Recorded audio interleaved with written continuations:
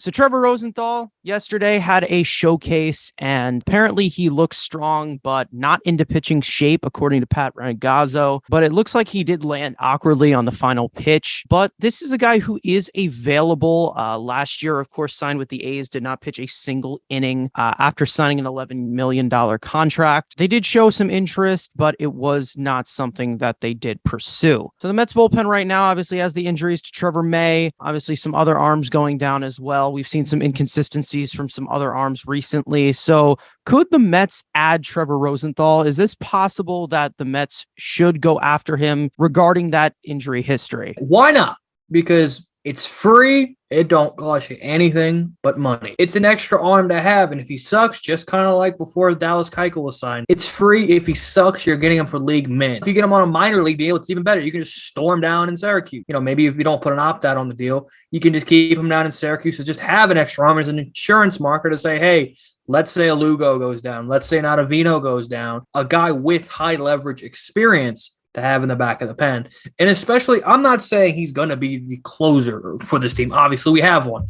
But let's say Buck does what he did in LA again, where he uses Edwin Diaz in a big spot and against a really good team. Yankees, we play the Dodgers again, whoever. And let's say Buck continues to do the trend of, hey, their big three are coming up in the 8th or the 7th. He goes to Diaz then. You have a guy who has closing experience. He once was an elite closer back in St. Louis in like 2015, 2014, 2013. Obviously, that's almost a decade ago. Put some quotation marks against it. With San Diego, 190 ERA, 11 saves, 23 and 2/3 innings, striking out 38 and only walking 8. It's 2020. It's shortened season. But that's the last time we've seen him pitch. In 2021, he, like you said, got injured, did not pitch for the A's, with the A's actually gave him money recovering off Tommy John. Yes, he's been injured. That's been the biggest bugaboo on Trevor Rosenthal's career. He's always hurt. And, you've made some jokes that his arm is made out of pulled pork and his knees are made of bologna.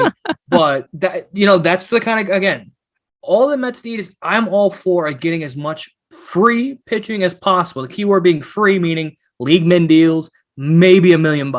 If you want to be a legit team, I think the Mets are going to be interested in adding some relievers, obviously with some ups and downs with Lugo, Ottavino. Obviously, Diaz has been money majority of the time. You go to the postseason, you don't want, this team's been great all around. The one bugaboo on this team is the bullpen. And you don't want to have starts where Jake's going 7 and, Max goes 7, and then the 8th inning, if it's Seth Lugo or Adam Ottavino or Drew Smith, Drew's young and Lugo, it hasn't been the same. If they blow it, potentially you didn't add some more depth. You bring them in, you work, maybe he pops off and has another 2020 season where he is really good and just another elite arm you have in the back of the bullpen that you don't have to add at the trade deadline. Now, as scouted, it looks like his fastball was between about 95 to 96 miles an hour. Slider was 83 to 84, and his changeup was 84 to 86. Said he was not really in pitching shape, which is kind of one of my main concerns. Guy's coming off of a major arm surgery, 32 years old. He does have the experience to be good. The Mets have already done this with guys who are somewhat injured and recovering. Obviously, John Curtis with Tampa Bay, they did that for next year. But they've done it with Tommy Hunter, where they're just stockpiling arms. Hey, if he's not completely ready,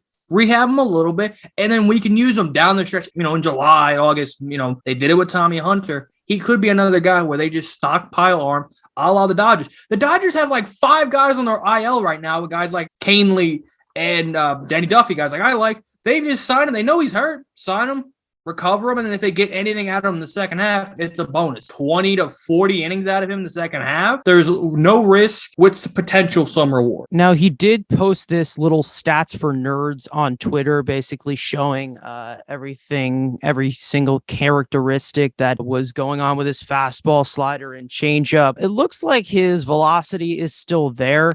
It looks like the spin rates are pretty much the same as they were before. I'd say that the only concern is you're looking at one of those scenarios where it's a pitcher who is in their early 30s. It's a guy who definitely has a lot of mileage on his arm when you definitely add the Tommy John surgery and you add the surgery he had last year. So it's definitely a risk, but it's something that I would say that you should be willing to take, especially with a reliever. League minimum. I mean, that's something that we talk about with relievers. We did that last year with Heath Hembry. We did that with Brad Hand. It's definitely some guy that you can just stack pile. And even though there are some arms that we do have in AAA that I do like, that I think can be very decent, very quality major league relievers, this probably is more of a guarantee compared to guys like Connor Gray and guys like Josh Walker and Bryce Montez de Oca, all these guys who have not pitched in the major leagues. This guy has.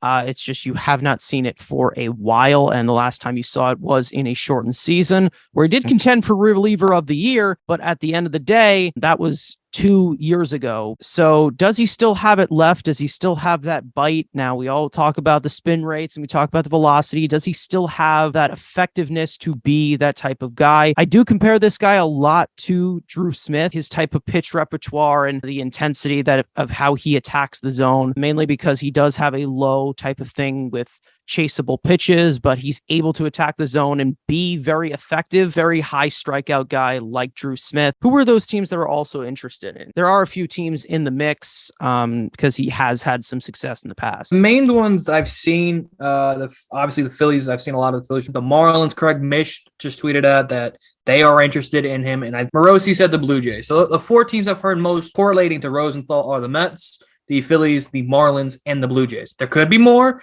but those are the first 4 teams, barring anything breaking during the video. And Alex Contreras just tweeted out the cost of potentially adding Trevor Rosenthal is between 1.5 or $4 million.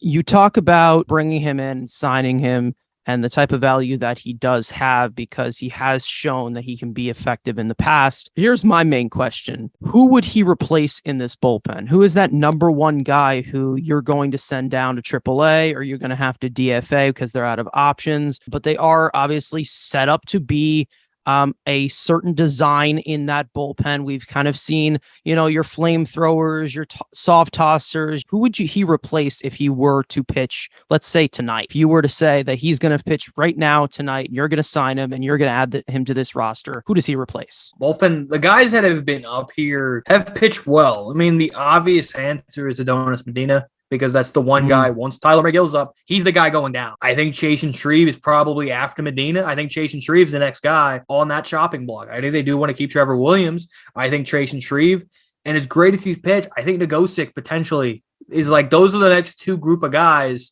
Because I think Holderman is obviously last night in San Diego was his first, stink, throw it away. But he's pitched great when he's every other time out. This was the first stinker from Holderman. If he keeps pitching the way he is, he's kind of earned a spot in this pen. We've yelled for them to get rid of Shreve and try out Claudio. Or at least not get rid of him, but potentially flip-flop him with Claudio. There's an idea there. And we're not really facing this situation like we did last year where we were signing guys, claiming guys because of these injuries that were happening right now. And all of a sudden they were in the bullpen the next day. You saw Jeff Hartlieb. You saw Anthony Bonda. We saw tons of guys that were just signed this morning. Like we've said, the joke that we make, the 10-day contract players, they were the guys that were coming onto this team. We have been relatively healthy and we've had multiple options that can replace a certain guy. I personally wouldn't mind it. I'm not saying that, we shouldn't get him. He's been injured. He's done. I would not mind this. Obviously, there's definitely a ton of options that would be way worse that are available right now. Just a guy that you can really just add to your bullpen depth. You can never have enough pitching, like we've said. Again, here's another thing. We need to add more all-stars to the bullpen. Like 2015 all-star. I mean, think about it. Oh my God. Diaz going to the all-star game. Add another former all-star in Trevor Rosenthal. At the deadline, we'll add David Bednar after he makes the all-star game for the Pirates. We're like the Dodgers, but we need all-stars. Just like how they have Blake Trinan with Craig Kimbrell, with David Price in their bullpen. We need as many all-stars as we possibly can acquire. And this is a free all-star. I'm all for it. Thank you so much for that information.